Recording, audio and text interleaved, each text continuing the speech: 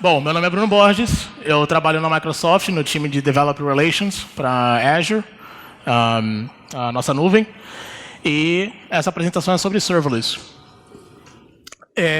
Eu vou eventualmente usar o Azure Functions, que é a nossa implementação open source, igual o OpenFaaS, OpenWhisk, como exemplo, mas o conteúdo que eu trago para vocês é um conteúdo que fala sobre serverless no modo geral. E eu quero que vocês prestem bastante atenção nessa parte e menos na parte tecnológica. Porque serverless, se não for bem utilizado, pode gerar uma conta no final do mês que você não vai gostar de justificar para o seu chefe. Então, vamos falar sobre um pouquinho disso. Quem quiser entrar em contato, estou aqui minhas informações, Twitter, e-mail e o meu blog. Meu Twitter é que é mais utilizado para postar notícias e opiniões e ideias e reclamações.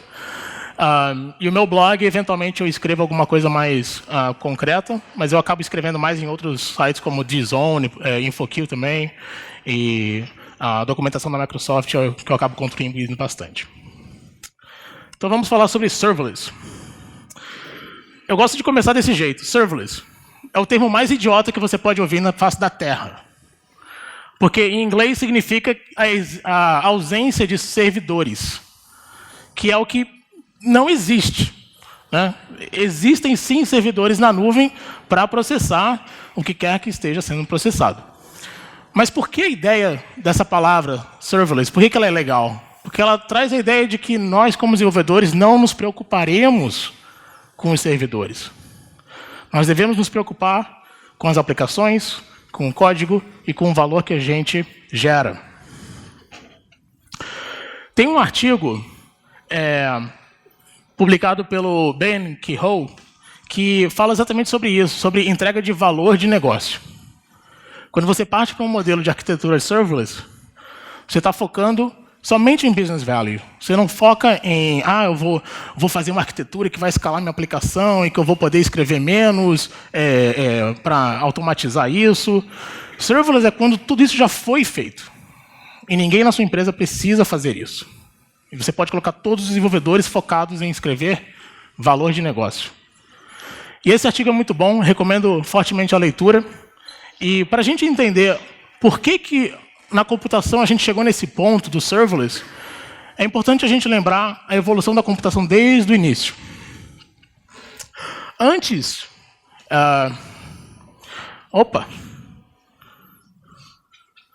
Fica a piada. O Microsoft PowerPoint quebrou. No Mac. Vamos reabrir aqui o slide.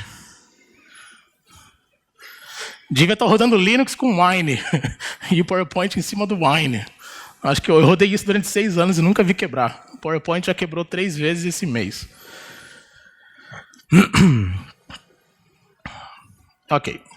Então, quando a gente olha para a história da computação, né, antes da nuvem, você tinha aquele processo de comprar servidor. E eu boto essa foto em preto e branco para ficar mais impactante. Porque, no fundo, essa foto não é... ela é velha, mas eu acho que essa versão poderia ter sido colorida. Sua empresa precisa, né, implementar um sistema, precisa colocar isso na internet, precisa colocar ou um sistema interno, o que seja, mas você precisa de servidores, você precisa comprar o servidor, você precisa comprar o rack para instalar o servidor, os cabos para conectar a rede e energia, e o mouse, e o teclado e o monitor naquele carrinho de supermercado que fica dentro do data center, que você puxa, conecta os cabos no servidor para você ter acesso ao terminal. E aí você vai lá e configura o seu ambiente para rodar suas aplicações. Você instala suas aplicações. Quando a gente fala desse modelo, a gente chama isso de modelo on-premises, que é aquele modelo onde os computadores, os servidores estão dentro da sua infraestrutura, do seu prédio, praticamente. Só que o problema disso é que uma série de perguntas são levantadas, né? Ah, que versão que eu instalo, e a atualização, e o patch, e alguém vai ficar monitorando os CVS e os anúncios de segurança para fazer patch, a otimização do Apache, otimização do Nginx e do servidor FTP e do servidor SFTP, se você for um pouquinho mais esperto, chaves de segurança, certificados e tudo mais. Os IPs, o DNS, tudo isso que é preciso para gerenciar essa infraestrutura. Isso tem um custo.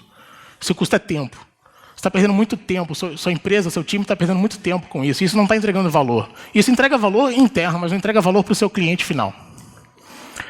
Então, teve essa revolução do infraestrutura como serviço, onde a Amazon veio e falou, olha, vamos automatizar tudo isso para vocês. Vocês dizem quantos servidores vocês querem, quanto CPU, quanto de memória, quantos endereços IPs, e a gente vai cuidar disso para vocês. E aí todo mundo achou isso uma maravilha, e essa é a grande vantagem que a AWS tem no mercado hoje. Todo mundo conhece, todo mundo utiliza, todo mundo confia, e é um modelo que se estabilizou, e todo mundo quer estar nessa onda. Mas aí teve gente que falou, poxa, mas eu não quero ter que me preocupar com quantas instâncias eu estou rodando, ou com a configuração do sistema operacional, ou a Virtual Network, né, a rede virtual dos servidores para proteger o firewall interno lá na nuvem. Tem um jeito melhor de fazer isso? Eu não quero ter que instalar meu banco de dados dentro da VM eu mesmo. Eu quero que alguém faça isso para mim. E aí tem um modelo de PaaS, que é a plataforma como serviço, que é quando você tem lá o seu banco de dados é provisionado pela nuvem, o seu servidor de aplicação é provisionado pela nuvem, o firewall é provisionado pela nuvem, o gerenciador de tráfego, o gerenciador de APIs, o gerenciador de identidade, de segurança, tudo isso é provisionado por alguém para você, e você só precisa utilizar essas plataformas. Ainda assim, você tem que pensar em provisionamento, configuração, em número de instâncias, nomes dos serviços, a integração entre eles, e se preocupar com certas coisas que são fundamentais para aquele produto, para aquele projeto, para aquela tecnologia que é oferecida como plataforma. E aí alguém chegou e falou, não, isso foi em 2010, eu quero rodar meu código na nuvem. Eu quero rodar minha função, eu quero simplesmente consumir alguma coisa e eu quero pagar pelo consumo daquela coisa. Eu não quero pagar pelo provisionamento, eu quero pagar pelo consumo. Eu chamei uma vez, eu vou pagar 1 centavo. Chamei 10 vezes, vou pagar 10 centavos.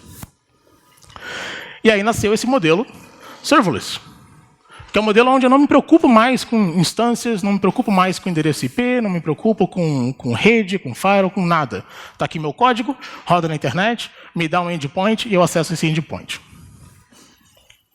Quando a gente pensa nos elementos fundamentais não uma plataforma, mas um modelo, uma arquitetura serverless, é uma arquitetura onde ela é event-driven, é uma arquitetura onde você tem microbilling, você faz micros pagamentos por uso, você não se preocupa com configuração de servidor ou manutenção, e você tem escalabilidade e alta disponibilidade à sua disposição automaticamente. Você quer suportar 10 clientes hoje, você vai pagar proporcional a 10 clientes. Se você quer suportar 10.000 clientes, você vai pagar o proporcional a 10.000 clientes. E a plataforma, a arquitetura, o ambiente, vai escalar isso automaticamente para a sua demanda. Então, quando a gente pensa no porquê serverless, a gente pensa no foco. A gente pensa, eu estou focando em entregar valor.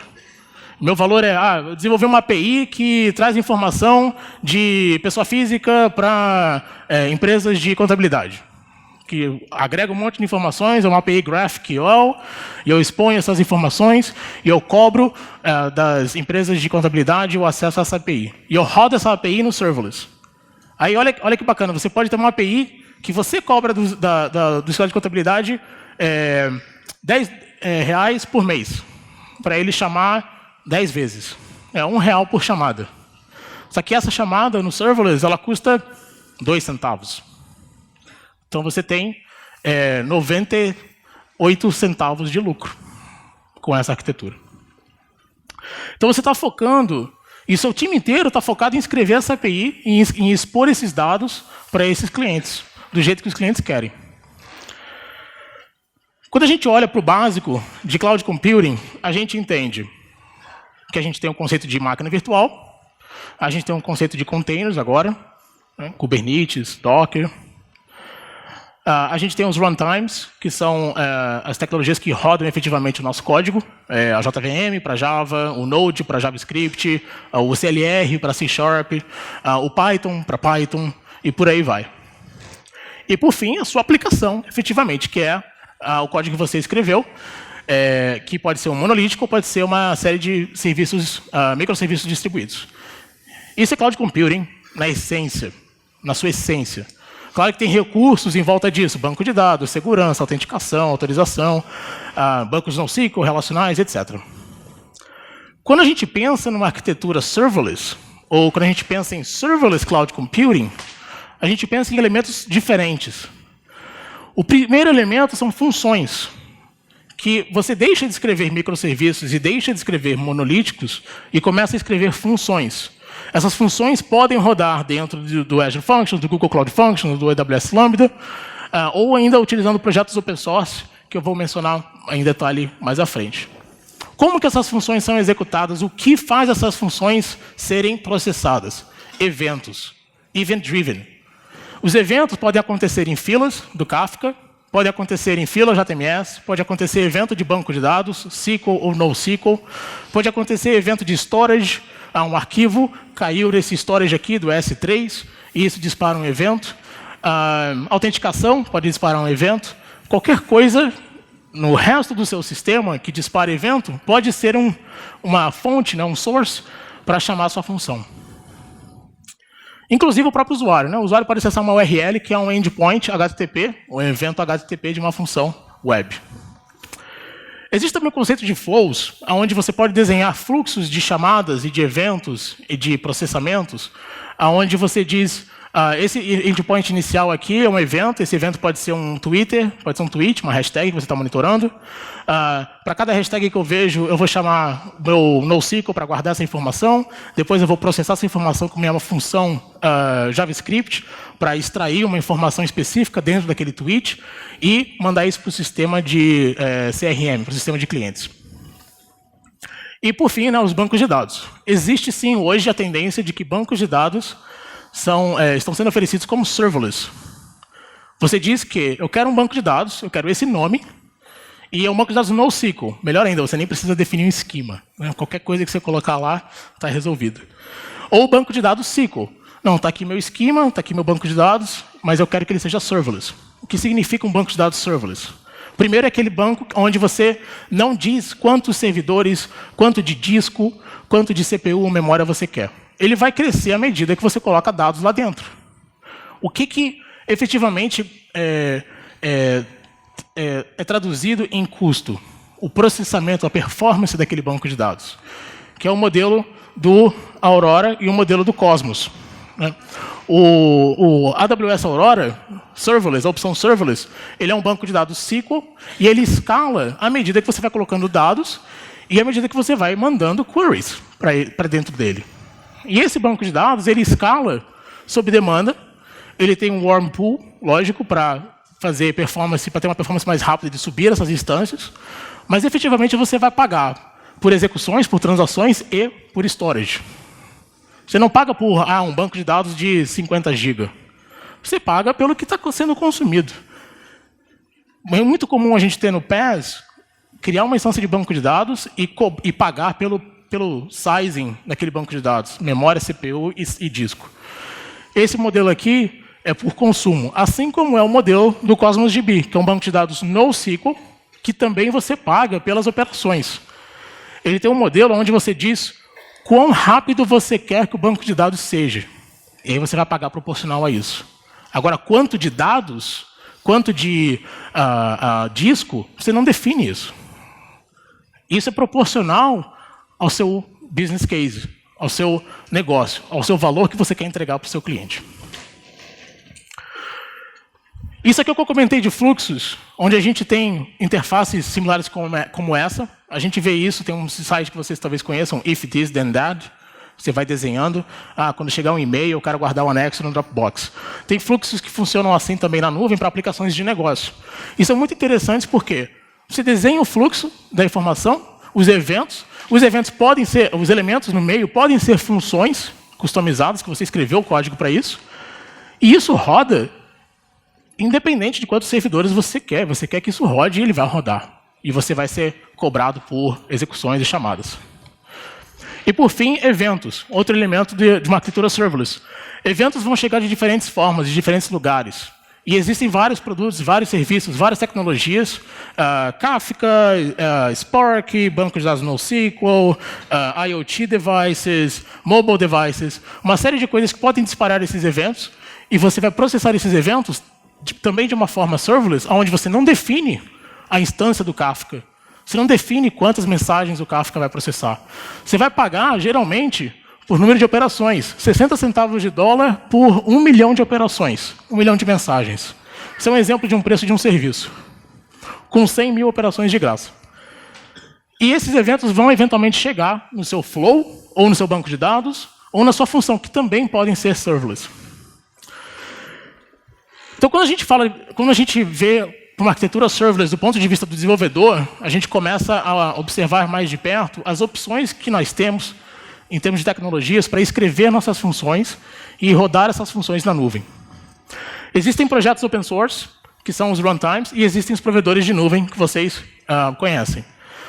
Os provedores de nuvem, né? Além da AWS, Azure Functions, Google Cloud Functions, a IBM também tem, a Pivotal também tem um serviço parecido, a Oracle também tem um serviço parecido, mas esses aqui hoje são os mais comuns. E se você quer rodar uma arquitetura serverless, e a gente vai tocar nesse assunto, onde você não quer pagar por um provedor de serviço, você quer pagar por um provedor de infraestrutura genérico, e você vai implementar sua própria arquitetura serverless. Aí você pode rodar os projetos open source do seu jeito. Um projeto bem interessante hoje, para quem está investindo em Kubernetes, é o Knative, que é a ideia de escalabilidade sob demanda de containers e pods dentro de um cluster Kubernetes, usando o Knative como o package para sua aplicação, para sua função. Na outra extremidade, né, o Azure Functions tem um modelo também parecido, onde você empacota a sua aplicação em diferentes linguagens e ele tem um host que vai escalar isso à medida que você processa funções. E no meio a gente tem ali as implementações do OpenFaaS, também baseado em container, OpenWhisk da Apache, patrocinado pela IBM, Container, FN Project da Oracle e o Kubeless. O Kubeless, eu diria, dessa lista, é o projeto que está menos interessante por causa do surgimento do Knative. O resto são projetos interessantes que vale a pena observar. Quando a gente pensa em funções, serviços de funções, um problema muito comum é a primeira vez que a função é executada. Porque quando você tem uma arquitetura serverless, você espera que não tenha nenhuma instância se ninguém está usando. Se ninguém está usando, por que pagar por uma instância? E aí vem um problema da primeira chamada. A primeira chamada vai ser lenta, porque ela tem um cold startup time. Tem que instanciar a VM, instanciar o Docker, botar a aplicação lá dentro, disparar o evento, ver se está tudo ok, e aí responder para o usuário. Então, quando a gente pensa em cold start, tem uma série de fatores e uma série de técnicas que podem ser feitas para melhorar o cold start das suas funções na nuvem. Acho que a coisa mais importante dessa lista aqui é que a maioria das otimizações, eu diria até que as otimizações mais importantes, nós como desenvolvedores e usuários de um serviço de função, são otimizações que devem ser feitas lá na nuvem. Basicamente, tendo um pool de instâncias de VMs já pré-aquecidas, prontas para executar sua função a primeira vez. Com essas otimizações, você vê um startup time que vai de 3 minutos para 10 segundos. Um exemplo que a gente teve na Microsoft quando a gente otimizou para essa arquitetura. Quando a gente pensa de boas práticas, na hora de escrever código, tem algumas coisas interessantes para tomar nota aqui. Reutilizar objetos e conexões. Se você está conectando no banco de dados, você escreveu sua função em Java, carrega o driver do JDBC do MySQL, ou está usando algum framework interno, é importante você reutilizar esses objetos à medida que os requests estão chegando na sua função. Porque se você se você está sendo cobrado pelo tempo de execução da sua função, se você gastar tempo restabelecendo conexão com o banco de dados lá dentro, você está pagando por aquilo. Então, otimize a instância da JVM que foi criada no serviço, a instância da sua aplicação, para reaproveitar objetos. Cuidado sempre, óbvio, em não estourar a memória e o garbage collector, etc., porque também pode ser um problema.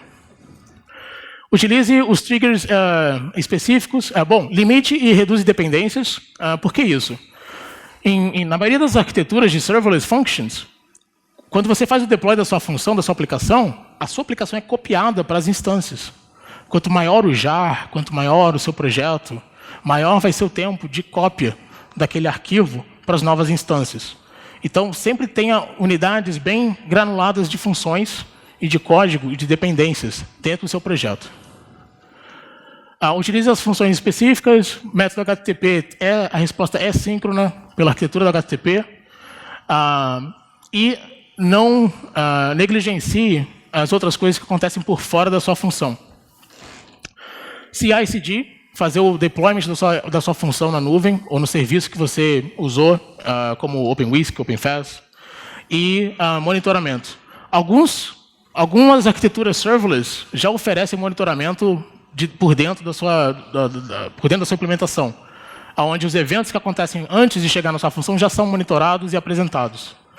Em outros casos, você tem que implementar isso dentro do seu projeto. Quando a gente fala um pouquinho de Java e problemas do Java, da JVM, o peso da memória, o peso do startup da memória, existem certas tecnologias que estão sendo implementadas na JVM para melhorar essa performance. Para melhorar o startup e o footprint de memória. Duas soluções que foram implementadas, uma é o Class Data Sharing e a outra é o Ahead of Time. O Class Data Sharing é uma tecnologia da JVM que pega todas as classes Java da JVM e coloca isso no mapped file, que pode ser reutilizado por outras JVMs. Então, quando a segunda JVM carrega, ele não vai ter que ler os .class de novo do arquivo físico do disco para processar o class path. Ele já vai ler direto do mapped file. E o Ahead of Time é perfeito para melhorar o startup da sua aplicação ao extremo, que é quando você compila nativamente a sua aplicação. Um projeto que muitos de vocês devem ter visto serem mencionados aqui no evento hoje é o GraalVM, que pega o seu projeto Java e compila para nativo. Eu diria que funções implementadas com GraalVM, para quem desenvolve em Java, são as funções que vão ter a melhor performance. Simplesmente pela natureza que o código é nativo binário. Mas se, por algum motivo, o projeto, a biblioteca ou a dependência não puder utilizar o GraalVM por suas limitações, as otimizações feitas no OpenJDK e na JVM do OpenJ9 também podem ter vários benefícios. Quando a gente fala de garbage collector em memória, uma ideia interessante é, se a minha função vai rodar e vai processar 50, 100, 1000 requests, 10.000 requests, e eventualmente ela pode morrer por uma exceção e outra instância vai ser criada e processar o próximo request. Se eu mentalizar que a minha função service ela não precisa rodar para sempre, por que eu vou ter o garbage collector? Por que eu vou limpar a memória e perder tempo processando usando o garbage collector para limpar os objetos que já foram utilizados? E, ao invés disso, ganhar tempo removendo totalmente esse processamento. Existe uma opção agora no JDK que você pode dizer, eu não lembro o nome especificamente, mas você aponta para um Ellipsion. Ellipsion GC, ele é um garbage collector que não faz garbage collection. Ou seja, a VM sobe, você recebe processo, estourou a memória, morre a VM. E numa arquitetura serverless, talvez isso faça sentido. Onde essa VM aqui processou o máximo que deu, o mais rápido possível, sem garbage collector, mas ela atingiu o máximo de memória, morreu, sobe outra instância. Morreu, sobe outra instância, sobe outra instância. Naturalmente, automaticamente, numa arquitetura serverless.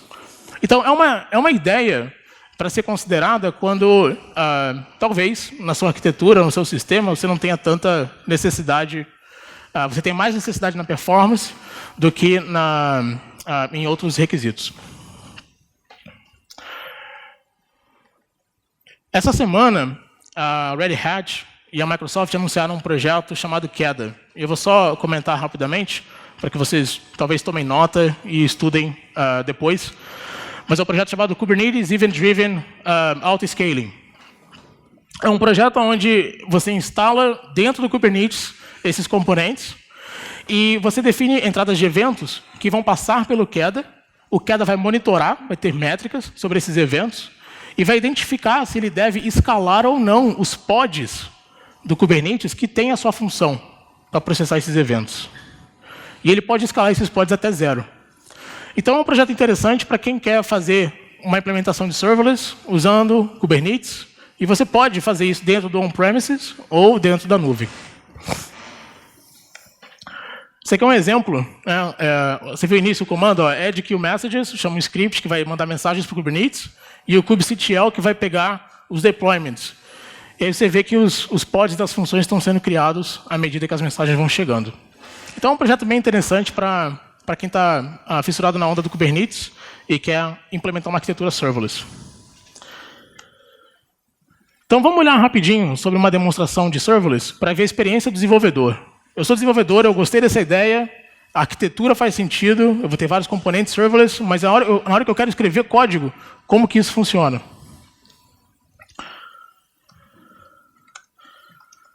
Então, a primeira coisa que eu vou fazer é ajustar meu monitor para que vocês possam ver o que eu estou vendo. E a segunda coisa que eu vou fazer é abrir o Visual Studio Code com um projetinho que mostra a minha máquina virtual. Esse projeto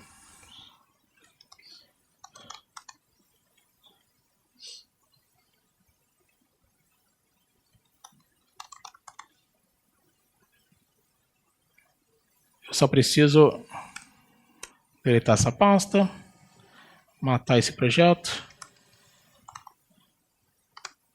e reabrir. E enquanto close remote. E enquanto esse cara abre aqui, eu vou fazer uma pergunta. Quem aqui está utilizando Visual Studio Code?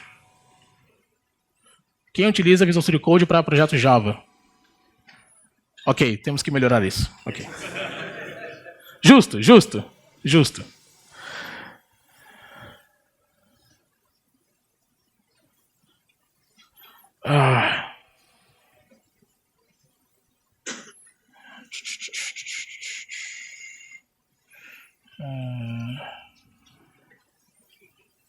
Ok.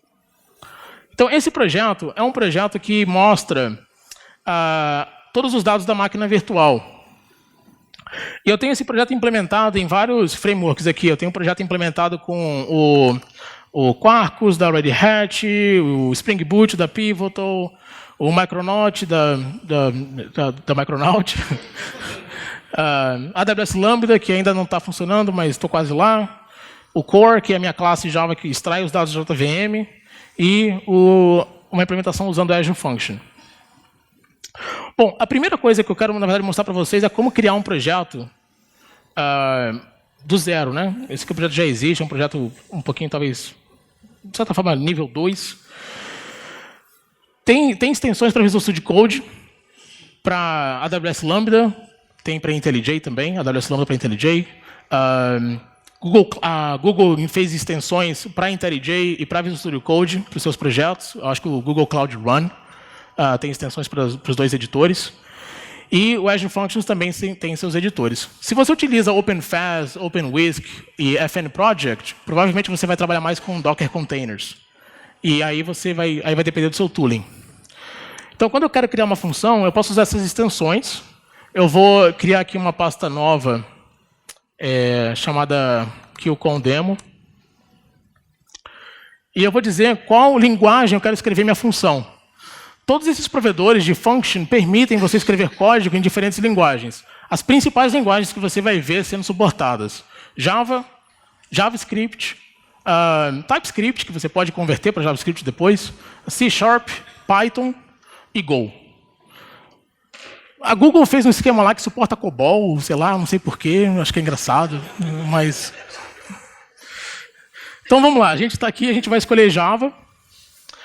E uma coisa só para deixar bem claro, essa extensão nada mais é do que uma casquinha para chamar o Maven. Porque o template da função Java para o Functions é um archetype do Maven, um template. Então eu vou dar aqui o Group ID, o Artifact ID, Version, o Package Name e o nome da minha aplicação. E eu quero abrir na minha janela atual. E aí você vê que está gerando ó, o archetype. É um archetype do Maven. Você pode pegar, copiar e colar na linha de comando. E isso gera uma classe Java que usa um trigger HTTP, como está aqui na anotação Java.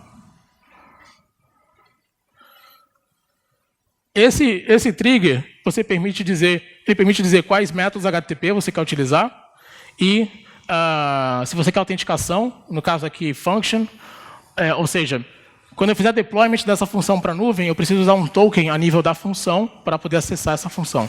Se você quiser colocar anônimo, aí você coloca anônimo. Por default, a gente tenta proteger os usuários.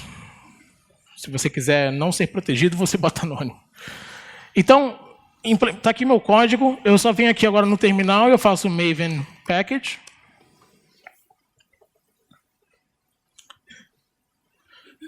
E isso gera um arquivo jar. Uma coisa importante. Isso aqui é um projeto Maven, eu posso colocar qualquer dependência. Eu posso colocar a dependência do driver do MySQL, do Postgres. Eu posso colocar a dependência do Apache Commons, do Guava, do Lombok. Qualquer dependência Java que você quiser colocar, você coloca aqui dentro. E quando a gente executa esse projeto no serverless, em algum lugar vai ter um entry point, em algum lugar vai ter uma definição que diz esse é o entry point para esse evento. No caso do Azure Functions especificamente, a gente tem esse arquivo que é gerado no target, Azure Functions, HTTP trigger, function.json. Esse arquivo ele é baseado naquelas anotações que estão no código. Então você pode até escrever esse arquivo aqui manualmente, se você quiser, e não utilizar as anotações. É possível. Você pode escrever em Scala as suas funções, se você quiser. Você pode escrever em Kotlin. Tem alguém aqui usando Kotlin? Então, procura Kotlin e Azure Functions, você vai ver que eu postei semana passada o template para você escrever em Kotlin. Estou com esse meu projeto gerado, eu só quero rodar isso localmente. Eu agora só faço Maven, Azure Functions, run. E isso usa o runtime, que é open source, desse projeto, e roda ele localmente. Agora, uma coisa bizarra que talvez vocês não percebam pelo log é que o Functions, o core dele, o projeto open source, ele é implementado em C#.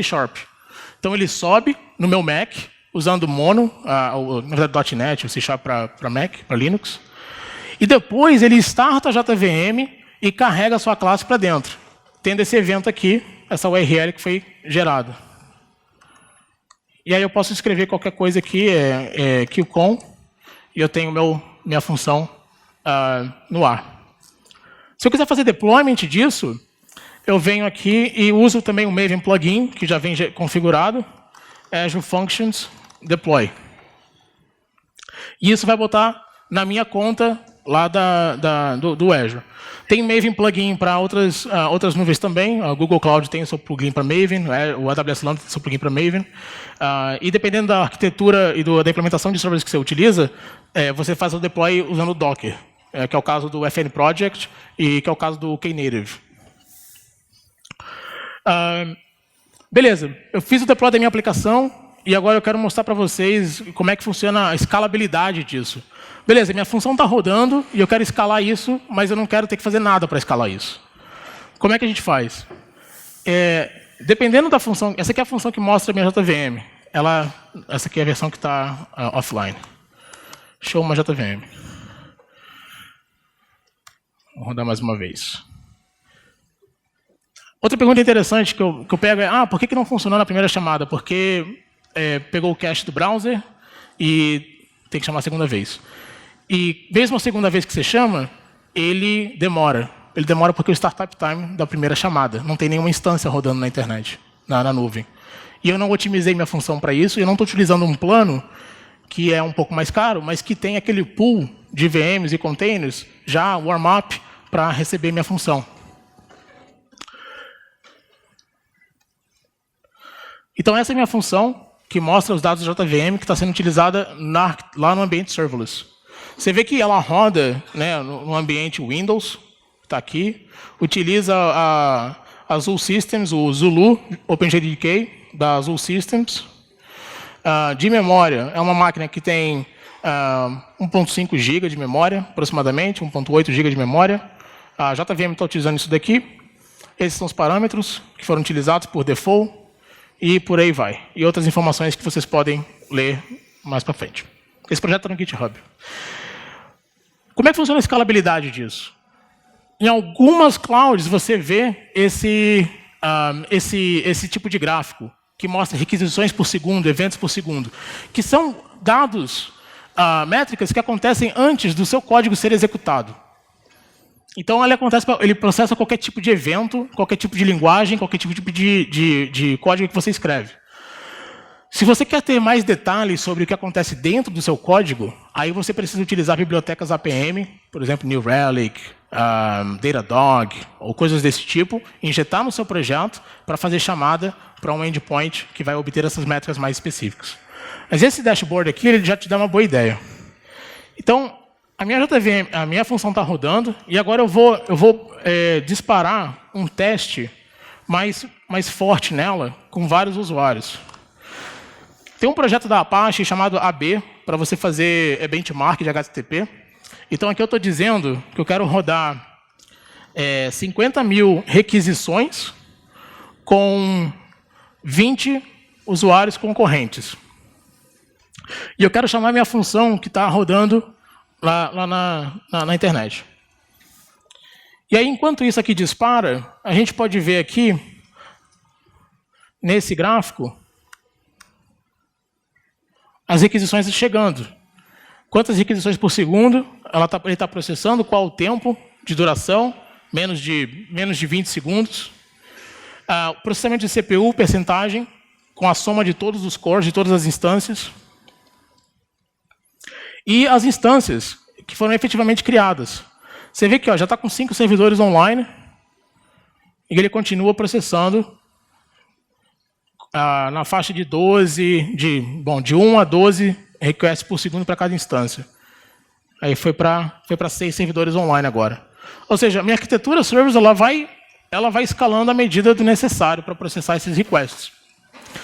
Se você decide rodar esse tipo de arquitetura no Kubernetes ou na sua própria infraestrutura, você tem que implementar essa escalabilidade e gerenciar isso. Mas, no geral, para o desenvolvedor, a ideia é que você escreve código e o operacional, a infraestrutura disso, vai escalar à medida do necessário.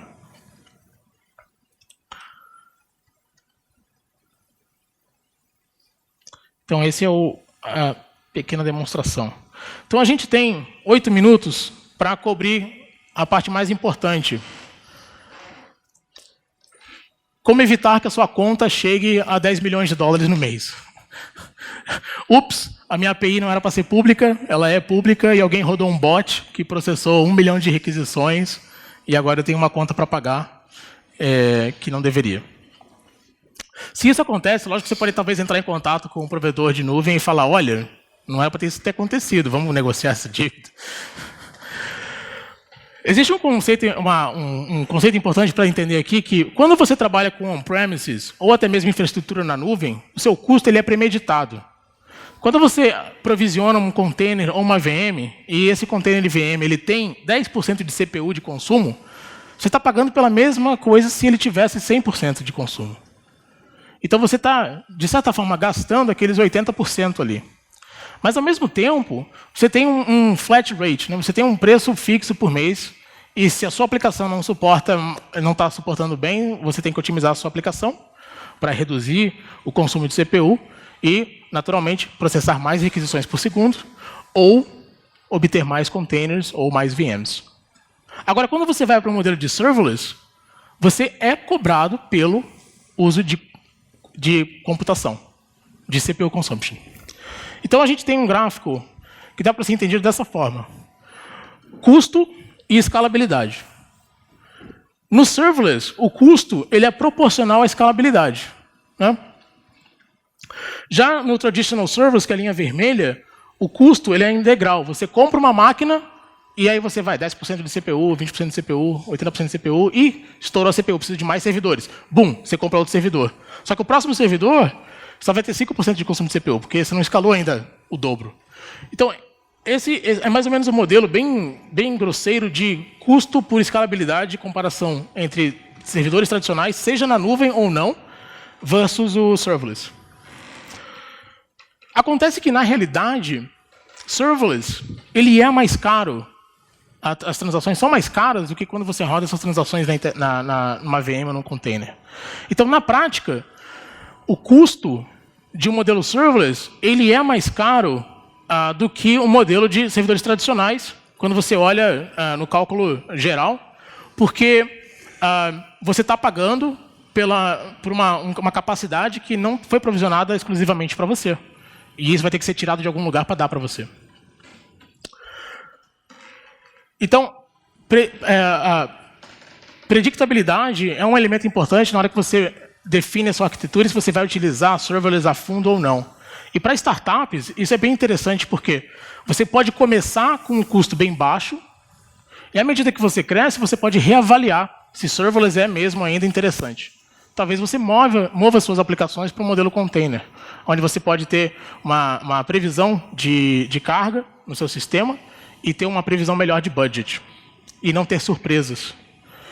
E é isso que vai definir se você compra VMs e containers ou se você aluga funções serverless, ou se você aluga a infraestrutura do serverless.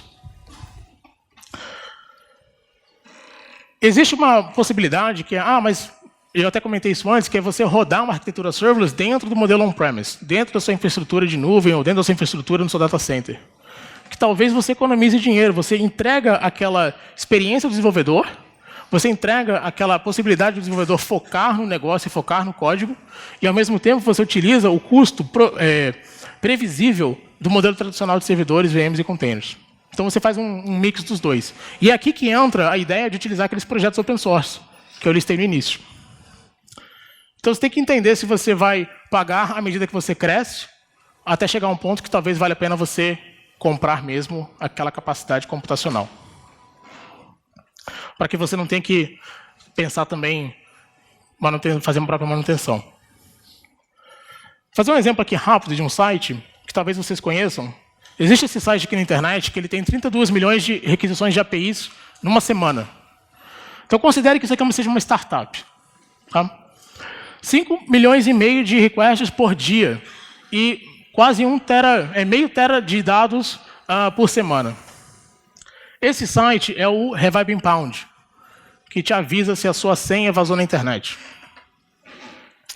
O Revive Impound, ele tem, então, 32 milhões de APIs, requests de APIs por mês, por semana, e meio tera de dados por semana. Se a gente pegar esses dois dados e calcular o custo disso num serviço de functions na nuvem, vai chegar a um custo aproximado de $2.700 por ano. Para uma startup isso não é muita coisa, mas talvez para um indivíduo seja bastante. Então, quando você pensa, eu sou um indivíduo, eu quero rodar algo assim, mas eu não vou pagar $2.700 por ano. Como que eu posso otimizar isso? E aí entra uma coisa bacana de arquitetura serverless, principalmente para aplicações web, que é você fazer uma arquitetura onde você faz caching. Essa arquitetura de caching, você pode usar serviços como Cloudflare, onde você bota uma camada à frente, e o Cloudflare faz o cache para você no CDN e dispara isso para vários nós na internet. Então, a sua função que está lá na nuvem, ela não é executada. O dado, se não mudou, vai chegar para você via CDN. Então, esse aqui é um gráfico que mostra o que aconteceu com as chamadas dentro do Function as a Service e depois para onde foi quando o Cloudflare foi ativado. O custo foi de $7,50 por dia para 80 centavos por mês. Então, essa arquitetura, para quem quer, como indivíduo, implementar, é bem interessante. Até o Troy Hunt fala isso, né, que o jeito mais rápido e mais efetivo de custo para rodar código no Azure é evitar chegar no Azure. E quantas pessoas trabalham no Revive Impound? Uma pessoa. O Revive Impound é do Troy Hunt.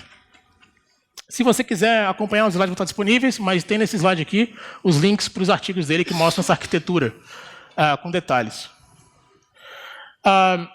2 slides para fechar aqui, então. A gente ouve muito sobre esse conceito de craftsman, né? A pessoa que escreve código, a arte do código.